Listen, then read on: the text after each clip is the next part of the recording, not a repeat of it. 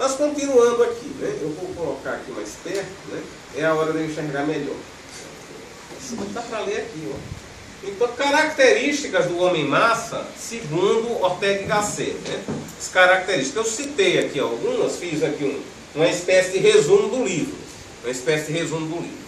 Então, para Ortega y Gasset, o homem-massa não atribui a si mesmo um valor, mas se sente como todo mundo. O homem-massa não teria exatamente uma individualidade. Esse é o problema, segundo Ortega y Gasset. Ele é alguém que torce por um time, tem um artista, alguma coisa assim. Ele faz parte de um grupo. Ele é, por exemplo, flamenguista, né? Ele é, sei lá, fã da banda. Diga uma banda de forró que faz sucesso aí. Grafite, pronto. Fã da banda Grafite, quer dizer, ele faz parte da turma, né? Ele é corintiano, alguma coisa assim, quer dizer, ele faz parte de um grupo, mas ele não tem exatamente uma individualidade. Sem o grupo, ele é uma espécie de mônada, né? Ele é uma espécie de nada. Sem o grupo, ele precisa do grupo para existir, ele não tem uma individualidade própria. Então, segundo Ortega y Gasset, esse é o indivíduo mais fácil de se manipular. Esse é o indivíduo que você manda para os campos de extermínio, você manda para, sei lá, para as grandes guerras, para as batalhas, etc. Né? Etc. Né?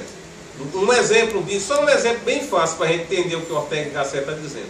Às vezes, nós que somos assim meio intelectuais, né? Às vezes a gente se questiona como é que pode, né? Como é que pode pessoas se matarem por time de futebol, pelo Flamengo, ou pelo Corinthians, ou aqui em Natal pelo América, ou pelo ABC. Como é que alguém se mata, ou alguém mata alguém por um time de futebol? Mas aí é que está, a Ortega y Gasset chama atenção. Mas o homem-massa faz isso exatamente porque ele não tem individualidade. Ele é o grupo. Se o grupo quer, tá bom.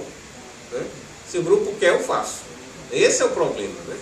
Quer dizer, quem questiona isso é porque tem individualidade, é porque alguém que é capaz de ter um certo senso crítico, certo senso de valor. Mas o homem-massa não tem. Né? O homem-massa, ele é aquele que segue atrás do trio elétrico. Né? Tem uma musiquinha que não diz isso, atrás do trio elétrico, só não vai que já morreu. Essa é uma música que representa bem o espírito do homem-massa, né? Aquele que vai atrás do trio elétrico. Ele não sabe nem porque está indo atrás. Está todo mundo indo, eu vou também. Né? Então, segundo ponto aqui. Segundo Ortega y Gasset, o homem-massa não encontra mais nenhuma barreira social que aprende que todos os homens são legalmente iguais e bons. Né? Esse é um discurso, é um discurso russoniano. É aí que Ortega y Gasset vai dizer que Rousseau, a utopia de Rousseau virou um pesadelo, porque o princípio russoniano, que deveríamos criar uma igualdade fora da religião, as pessoas, porque Rousseau vai mostrar o seguinte: as pessoas são iguais porque são iguais diante de Deus. Né? Todos são iguais porque são filhos de Deus. Mas segundo Rousseau, seria necessário criar algum tipo de igualdade para aqueles que tanto são filhos de Deus como os não filhos de Deus. Né? Sei lá, os ateus, etc. Né? Agnósticos, etc. Então, o Rousseau vai criar um tipo de igualdade, seria a igualdade do princípio e na lei. Então, essa é a igualdade russoniana, é a igualdade do princípio e da lei, que é a igualdade que nós vamos encontrar também em Kant, em um autor como Kant. Muito mais do que Rousseau, a igualdade na lei está em Kant, muito mais. Mas o que é que Ortega y Gasset vai mostrar? Olha, o Ortega y Gasset vai dizer: gente, essa igualdade se universalizou, todo mundo é igual hoje diante da lei. Isso não quer dizer que somos iguais, de fato. E isso não quer dizer, o mais grave, que somos livres e somos independentes. Pelo contrário, né? A maioria de nós somos escravos de alguma coisa. Né? Vivemos algum tipo de escravidão simbólica, ou, para usar um termo utilizado pelo autor do início da modernidade, vivemos algum tipo de escravidão ou de servidão voluntária. Né?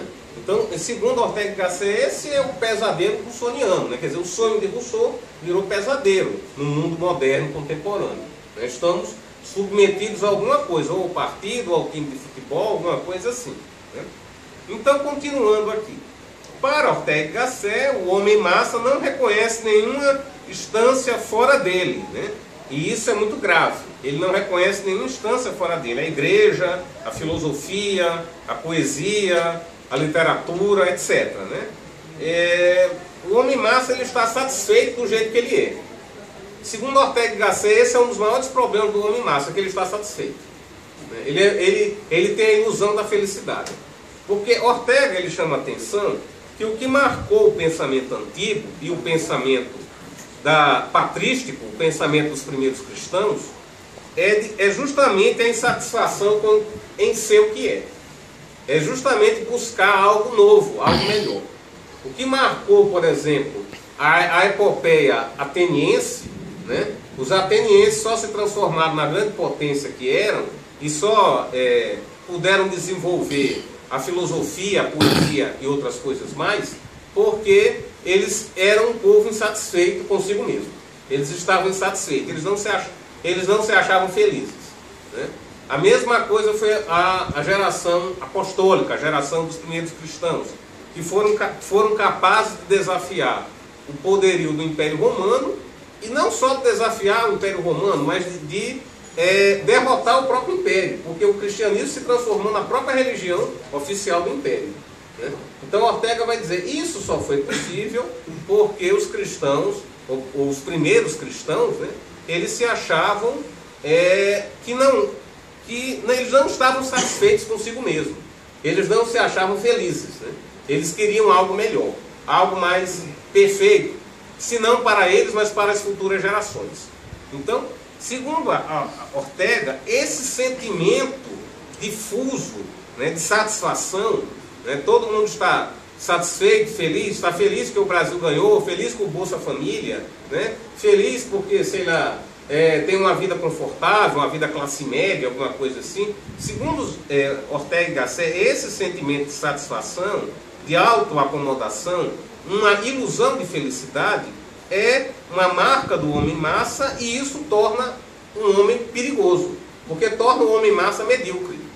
Ele deixa de buscar coisas melhores, ele deixa de buscar não um mundo perfeito, mas sim aquela insatisfação que é a marca do ser humano, que é o que promove no ser humano o desejo de aperfeiçoamento, de ir em busca de uma filosofia melhor, uma poesia melhor, etc. Então, continuando aqui, pessoal. Próximo item, né? Segundo Ortega y Gasset, as massas intervêm em tudo. Elas se acham... A massa intervém em tudo, ela se acha dona de tudo, né?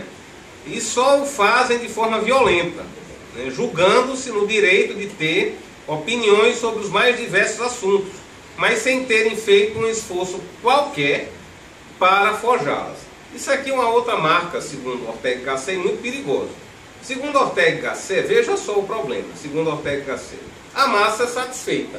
Ela não tem nenhuma profundidade cultural em nada. A massa não tem profundidade teológica, ela não tem profundidade literária, poética, filosófica, econômica, de nada. Ela não tem profundidade em nada. A massa, seja aonde ela estiver, seja nas ruas, no shopping, na igreja, onde ela estiver, a massa é extremamente superficial, satisfeita, superficial. Mas, paradoxalmente, a massa se atribui para si mesma o dever, quase que um dever religioso, de dar opinião em tudo, né? Pode notar, né? Pode notar que hoje todo mundo sabe de economia. Pode prestar atenção, né? Pode prestar atenção que todo mundo sabe, né, de literatura, né? E ainda diz assim: e você é o único que não leu 50 tons de cinza. Ainda diz assim, né? Quer dizer, essa é a atitude da massa. A massa sabe, apesar de não saber. A marca da massa é não saber, é a ignorância, é a mediocridade.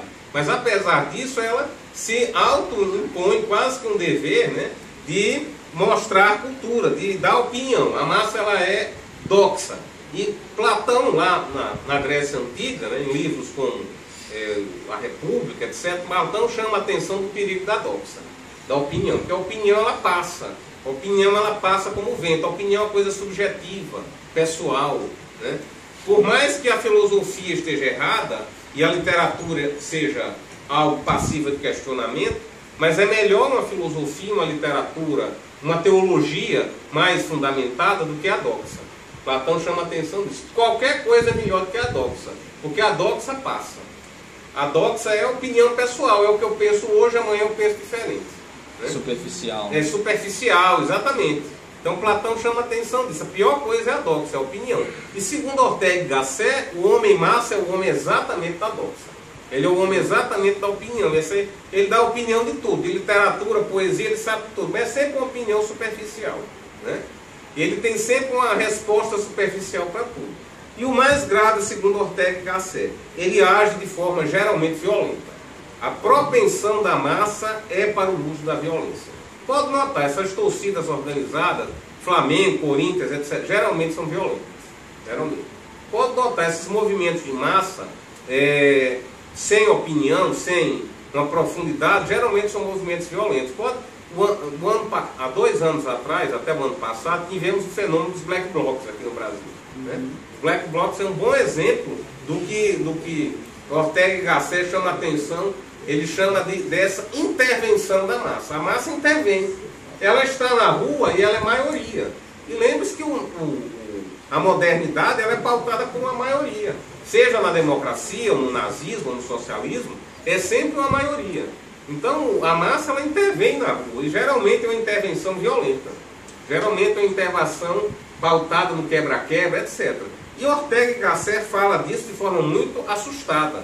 Nós estamos um pouco distante desse fenômeno histórico, mas Ortega y Gasset viu de perto, né, a intervenção violenta das massas nas ruas da Europa no início do século XX. Ele viu a massa passar e quebrar tudo, quebrar bancos, lojas, incendiar igrejas, universidades, tudo porque a massa queria aumento de salário, queria algum tipo de benefício social, algum tipo de Bolsa Família, alguma coisa assim, né? E aí a massa chama atenção, Ortega y Gasset chama atenção. A massa é violenta e ela é medíocre. Ela se contenta com um simples aumento salarial. Eles voltam para casa rindo porque ganharam 2% de aumento. E é interessante se nós pegarmos a história recente do Brasil, é isso que acontece no Brasil, né? É isso que acontece. Você tem movimentos de massa, o pessoal vai para a rua, quebra, não sei o quê, e daqui a pouco se contenta, está todo mundo feliz porque a passagem de ônibus foi reduzida em 20 centavos. Né? Quer dizer, Ortega chama a atenção disso. Isso não é um aperfeiçoamento da sociedade. Isso é, na verdade, um movimento de massa, violento, medíocre, e que tende a fazer o ser humano a regredir aquilo que Freud vai chamar, né, as etapas mais perigosas e talvez mais violentas, né, do ser humano. Né? As coisas mais perigosas, mais violentas que o ser humano pode fazer. Então Ortega y Gasset chama a atenção disso, do perigo, né, que são essas intervenções violentas. E que no Brasil, não só no Brasil, mas é um movimento recente dos chamados grupos bolivarianos, etc. Isso é uma tendência generalizada quase na América Latina, né? Na Argentina, na Venezuela, Bolívia, Brasil, etc. Muitos desses países nós estamos tendo um incentivo, né, para que a massa vá à rua, ocupe a rua, né? Tem até o movimento Ocupe, né?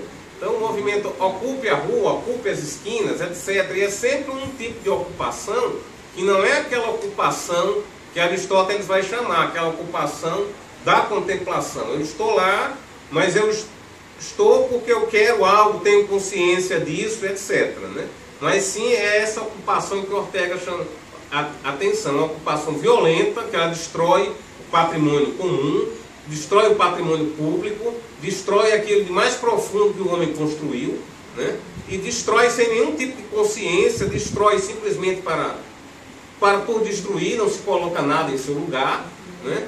E se destrói numa ilusão de se reivindicar algo extremamente superficial. De repente, Ortega chama atenção no aumento de salário bobinho, de 2%.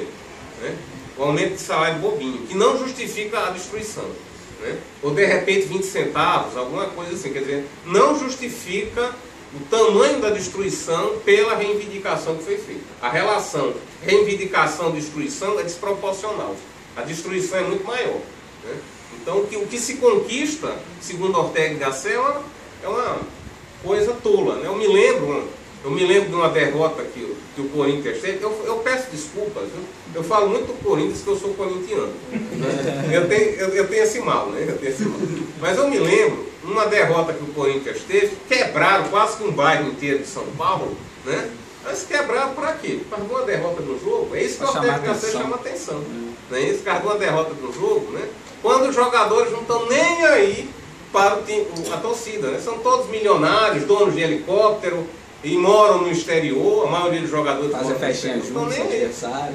Exatamente. Quer dizer, é isso que Ortega y Gasset chama atenção. Quer dizer, é uma destruição desproporcional para aquilo que está sendo reivindicado. É uma reivindicação às vezes tola, né? A massa, segundo Ortega y Gasset, o homem massa, ele é meio ingênuo, ele é meio infantil, né? As reivindicações dele, de repente, é por um simples aumento de salário, um simples, de repente, Bolsa Família, né? É uma reivindicação por um time de futebol, um cantor de axé, alguma coisa assim. Quer dizer, Ortega y Gasset chama atenção. O homem massa, ele é meio ingênuo, meio infantil, né? É um homem que, de certa forma, ele precisa do pai, a figura do pai que Freud fala, né? Do Moisés, né? Ele fala do pai. E quem seria esse pai? O Estado. O Estado é quem vai mimar, administrar o homem massa. Professor, Ortega fala e até em criança, chamou o homem massa de uma criança mimada. Senhorito satisfeito. Exatamente, né? Ele chama mimada pelo Estado. Ele é mimado, ele é a criança. Por ser criança, precisa de cuidados especiais. Por ser criança. Mas ao mesmo tempo de ser criança, ele é mimado. E Ortega chama atenção, ele é mimado pelo novo pai. E aí Ortega faz toda aquela análise, né, que nós também vamos encontrar em Freud, da figura do pai no Ocidente, né? Quer dizer, o primeiro pai do Ocidente seria Moisés, aquele que conduziu o povo, etc., né? Depois viriam os legisladores, depois Jesus Cristo, etc., até chegarmos no mundo moderno, que é o Estado. O Estado seria o novo pai. Sendo que, ao contrário de Moisés, Moisés tinha um projeto ético. O projeto de Moisés era libertar o povo escravizado. Um projeto ético, um projeto extremamente humanizador, extremamente importante. Moisés foi uma das figuras, mesmo que não tenha existido, mas foi uma das figuras mais importantes do Ocidente. Porque o projeto de Moisés é ético, é um projeto de libertação do homem. E Ortega y Gasset vai chamar a atenção. O do Estado, não. Escravizar o homem. É escravizar, exatamente esse, escravizar o homem. O Estado, enquanto pai, ele mima o indivíduo, ele fica dando pequenos mimos, né? Uma festa na rua, né? Festa, não sei se alguém aqui é do interior, mas no interior tem muito isso, é festa na rua, né? Cachaça de graça, né? Tem sempre um bar, que é o bar da prefeitura, né? Todo mundo vai lá, bebe e quem paga é a prefeitura, né? Quer dizer, então, essa é, segundo Ortega y Gasset, essa é a figura do Estado, né? Um pai irresponsável, ele não é o Moisés. Ele não é o Moisés. O papel do Estado no mundo moderno é ser o pai, mas é um pai antiético. É o anti-Moisés. O Estado é o anti-Moisés. Porque a figura do Estado é justamente a de mimar o indivíduo. É festa, é bebida, né? Bolsa Família, né? Aí vem sempre aquelas reivindicações do 0800 grátis, né? Andar de ônibus de graça, né? Andar de ônibus de graça, sei lá, cinema de graça, quer dizer, veja que Ortega y Gasset está escrevendo no início do século XX. E é como se nós víssemos o mundo de hoje. É uma repetição do mundo de hoje. Porque já no início do século XX tinha essa história de cinema de graça. Aí hoje, né? Hoje, você, além do cinema de graça, você vai ter também a luta pelo ônibus de graça, né? Metrô de graça, quer dizer, é tudo de graça, né? É tudo de graça, é um mundo de graça. Ninguém trabalha, ninguém estuda, ninguém faz nada. Ninguém paga nada, ninguém trabalha, ninguém estuda. E Ortega y Gasset vai dizer, essa história do de graça, por trás se esconde, né, um projeto de escravidão. Né? Enquanto o homem está na rua se divertindo, participando de shows financiados pelo Estado, bebendo bebidas alcoólicas à custa do Estado, né? Andando de graça no ônibus, entrando no cinema de graça, esse homem é profundamente esvaziado de ideias, é profundamente alienado e profundamente submisso ao Estado, ao partido, aos líderes políticos, etc. Né? Então, Ortega y Gasset, ele vê esses movimentos que muitas vezes nós elogiamos, movimentos de massa, de reivindicação pelo gratuito, né? Cinema de graça. Ele vê tudo isso com preocupação. Ele diz, olha, cuidado, né? É bom ir para o cinema de graça, eu mesmo quero ir, né? Eu mesmo quero ir. Mas tenha cuidado, por trás desse de graça existe um processo de escravidão, né? Da escravidão do homem.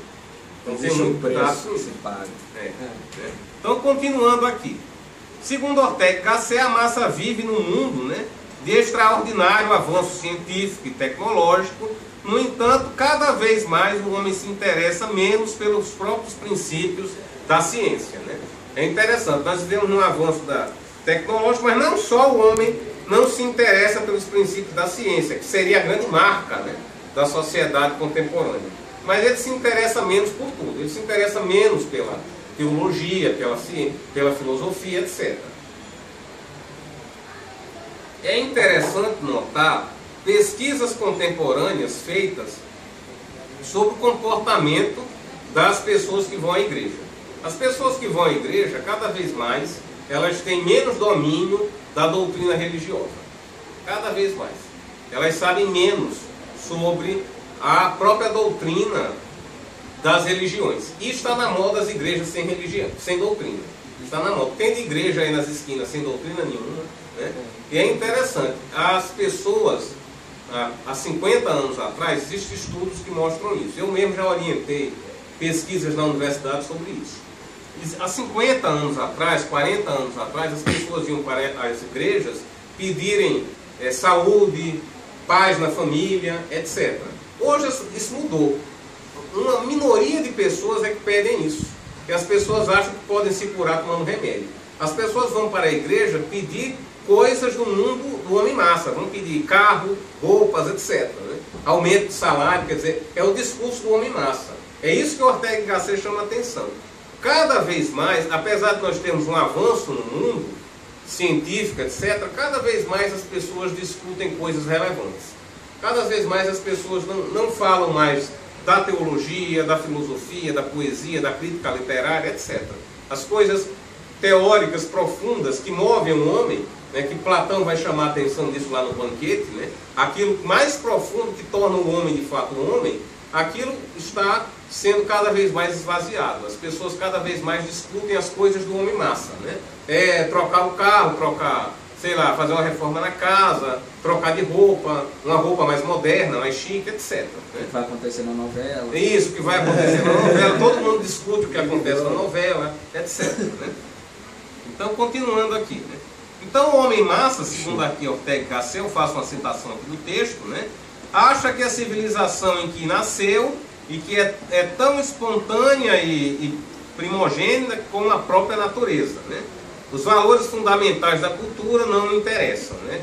Isso aqui é uma frase famosa de Ortega y Gasset, algo que precisa ser muito analisado, né? Para Ortega y Gasset, o homem massa, ele vê a cultura que ele nasceu, a cultura contemporânea, como se fosse quase que espontânea, uma espécie de produto da natureza, como se tivesse dado feito mandioca, né? De planta e nasce, né? Uma coisa assim. Muito espontânea, exatamente. Mas Ortega y Gasset chama atenção, isso não é verdade. A nossa civilização, ela é produto de uma sucessão de erros históricos e de uma evolução que vem, né, disso que Ortega chama o casamento entre Atenas e Jerusalém, né? É a união entre a filosofia grega e a religião cristã que criou a nossa civilização. A nossa civilização é produto de um avanço da cultura filosófica e literária e do aperfeiçoamento da teologia e da vida mística. A nossa civilização é produto disso, e Ortega y Gasset chama atenção. O homem massa, ele parece que ignora totalmente isso. Ele não tem qualquer noção de profundidade filosófica e literária, muito menos de teológica e espiritual, né? Muito menos. Tanto que pode notar que os grandes pregadores que tem por aí, Padre Fábio de Mello, não sei o que, são sempre pregadores altamente superficiais. Eles brigam entre si para ver qual é o mais medíocre. Eles brigam entre si. Há uma grande superficialidade. A riqueza teológica, espiritual, monástica, ascética, né, do mundo ocidental, essa riqueza ela é sumariamente ignorada pelo homem massa, né? Além disso, segundo o próprio Ortega y Gasset, né, os valores fundamentais, que são esses valores que eu acabei de falar, eles não representam nada para o homem massa. O homem massa não está interessado em ler, em profundidade, em cultura, alguma coisa assim. Ele não está interessado em nada disso. Ele está interessado nos benefícios materiais do mundo moderno, né? Uma vida melhor, um carro melhor, né? Alguma coisa assim, né? Uma vida superficial, né? Troca-se de casamento com facilidade, né? Troca-se de carro com facilidade, etc. Né? Então, continuando aqui. Psicologicamente, segundo Ortega y Gasset, né, o homem-massa se apresenta com uma impressão radical que a vida é fácil, né? Afirma-se como moral e intelectualmente bom e completo, fechando-se a qualquer instituição superior. Isso aqui, segundo Ortega, é grave, né? Para ele, na perspectiva de Ortega y Gasset, o homem moral, o homem-massa acha tudo bom e normal, né? Para ele tudo está normal, tudo é bom, ele não vê absurdos, né? Ele não vê nada de estranho. Por exemplo, aqui em Natal, nós tivemos recentemente, a cidade foi quase que tomada, né, pelo aquele grupo PCC, né? Mas é interessante que não houve aqui em Natal nenhuma grande manifestação da população. A população não foi à rua, não cobrou dos governantes, né? Ninguém invadiu o palácio e cobrou justiça, segurança, ninguém fez nada, todo mundo achou normal. É isso que eu Ortega... de casa, né? todo mundo fica escondido dentro de casa, amanhã a vida continua, né? É isso que Ortega y Gasset chama a atenção. É o absurdo da normalidade, né? Algo que os gregos e os primeiros cristãos nunca experimentaram. Tanto os gregos como a patrística, a geração fundante do cristianismo, eles nunca acharam nada normal. Eles eram pautados por um espírito de espanto, né? É por esse motivo que os gregos fizeram o que fizeram e os cristãos derrotaram o Império Romano, porque eles eram pautados exatamente por esse espírito do espanto, da anormalidade. Eles achavam as coisas anormais, diferentes, erradas, inquietantes. E segundo Ortega y Gasset, o homem-massa não tem esse espírito da inquietação. Ele tem o perigoso espírito da normalidade. Ele acha que tudo é normal, tudo está bom, né? Tudo está bom, a gasolina subiu, é assim mesmo, né? Crime na Petrobras, é assim mesmo, né? Não é isso? É assim mesmo. Por exemplo, não que eu esteja aqui elogiando os franceses ou os noruegueses, mas se o escândalo da Petrobras tivesse sido na França, por exemplo, o prédio da Petrobras teria sido incendiado, porque os franceses não toleram. Eles não toleram, né? E aqui no Brasil é assim mesmo, né? Todo mundo diz isso. Não, mas quem é que não rouba? É interessante uma frase absurda, dita pela própria presidenta da República, né? O próprio presidente atual, Dilma Rousseff. Ela deu uma entrevista dizendo: não, no Brasil a corrupção é uma senhora velha, é coisa normal. É essa normalidade que a presidente disse que Ortega y Gasset vai dizer que é perigoso. A gente de repente começa a achar tudo normal, e não é. Cadê o sentimento de inquietação e de espanto, né? Quer dizer, a gente vê esses escândalos aí da Petrobras, e mensalão, prensalão, etc. Tudo isso que está acontecendo no Brasil, todo mundo acha normal. É normal, né? De repente é mais fácil, né? Rouba mais faz, etc. Então, Ortega y Gasset vai dizer: olha, o espírito de normalidade, ele é o pai das tiranias. E por que Hitler fez o que fez? Porque os alemães achavam normal, né? Ninguém reclamou, né? Por que Stalin fez o que fez? Né? Porque Stalin fez o que fez? Porque os russos achavam normal. Os russos não reclamaram, ninguém foi para a rua, ninguém protestou, ninguém invadiu o palácio, todo mundo achou normal. E aí Ortega y Gasset vai dizer: exatamente esse é o problema. Quando a gente acha normal, abre as portas para toda sorte de corrupção, de tirania, de violência do Estado, né? Da violência dos partidos políticos, etc. Né? Etc. A violência simbólica, a violência midiática, né? Quantas vezes, mesmo aqui no Brasil, nós não somos violentados pelos meios de comunicação, mas todo mundo acha normal, né? Todo mundo está achando normal, é assim mesmo, amanhã eu vou para a praia, né? Então essa cultura do normal, segundo Ortega y Gasset, é que é uma cultura que ela é o pai da violência, da tirania, de todas as formas de corrupção. Então, a Ortega y Gasset, ao contrário de Rousseau, ele não vê o mundo contemporâneo como um mundo de pessoas iluminadas, esclarecidas, autônomas. Não, ele vê como pessoas alienadas, uma espécie de rebanho, né? Obediente ao Estado, né? Pessoas que sofrem todas as formas de violência e não reclamam. Justamente porque são pessoas dominadas pelo espírito da normalidade. São pessoas que perderam, né, o espírito dos gregos antigos e dos primeiros cristãos, que é o espírito da inquietação e do espanto. Não há mais no mundo contemporâneo, segundo Ortega y Gasset, esse espírito. Mas continuando. Então a massa norteia sua vida por uma instância superior, né? O Estado, o partido político, né? A massa não tem autonomia, nós já vimos isso. Como ela não tem autonomia própria, nem conhece os valores tradicionais e fundantes do Ocidente, a massa ela deixa ser guiada, e é interessante.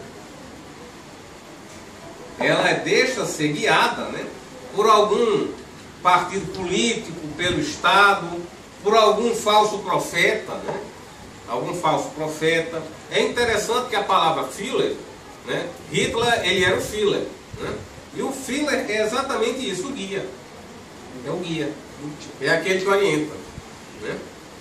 É isso? Então, a massa ela é guiada por algum tipo de guia, de algum tipo de Führer, algum tipo de Hitler, né? Pessoas que dão ordens e que as pessoas obedecem, né? Por exemplo, no Brasil, por exemplo, uma figura como Lula, ninguém questiona isso. É interessante que eu vejo isso. Lula é um tipo de Führer, é um tipo de guia. Todo mundo escuta, né? Escuta e ainda fica dizendo, ah, isso mesmo, ele está certo, ele foi operário. Sim, o fato dele ter sido operário é ótimo. Mas isso não lhe credencia para ele dar ordens ao país. Ser o dono da verdade. Exatamente, ser o dono da verdade, etc. Então no Brasil a gente está cheio, nós somos guiados por algum tipo de Führer, de Hitler, algum tipo de neoprofeta, né? Neoprofeta. Mas é um tipo de profeta, como Ortega y Gasset chama a atenção, que seria uma espécie de anti-Moisés. Porque o projeto de Moisés, segundo Ortega y Gasset, era um projeto ético, né? Um projeto de libertação. E os novos Moisés, Hitler, Stalin, sei lá, Lula, etc., esse pessoal todo, eles têm um projeto de poder, de ambição, de domínio, né? Não é um projeto de libertação que Moisés tinha no mundo antigo.